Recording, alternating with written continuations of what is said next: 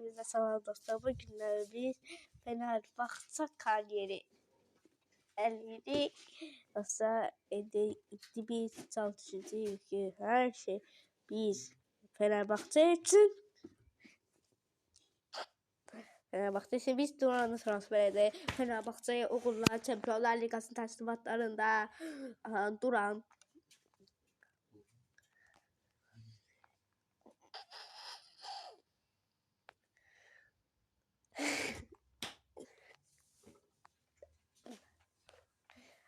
gelin transfere başlayaq. Duran haydi gel bize. 27 mi istiyorlar bizi? İndi ise çalışmalıyıq bu futbolçunu transfer edək. Çünki bu futbolçu o da yaxşı oynayır. Hə də. Nə qədər istəyirsən? Gəl 9 gəl 100 istəyirsən? Gəl. Hayır. Biz Fenerbahçe'yiz. Fenerbahçe her şeyden. Her şey Fener'dedir. Her şey Fener'dedir. 2 istiyorsun.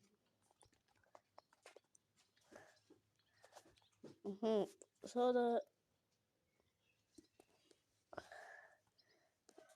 sonra kaçtı. Dostlar bugün biz Fenerbahçe kariyerini az eləyəcəyik. Bildiyiniz kimi. Başlayaq bu heyrətlə. Başladıq hadi Fenerbahçe.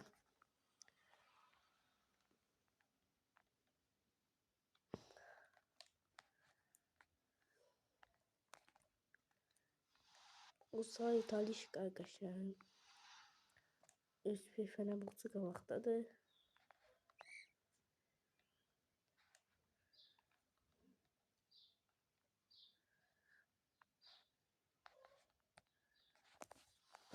Fenerbahçe özündədir dostlar, gördüyünüz kimi.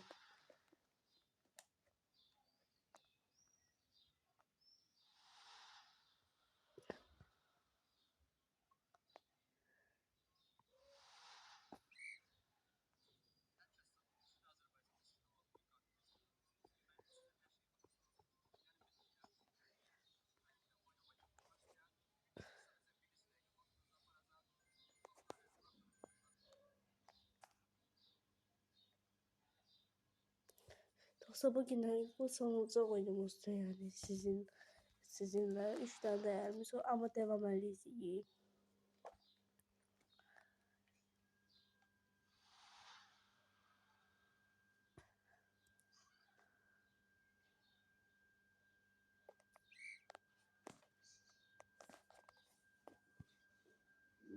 Oha.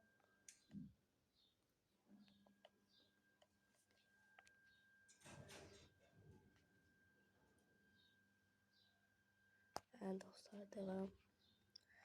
Dostlar da oyunu kesmezden evvel. Yani siz sağ olun dostlar, sağ olun.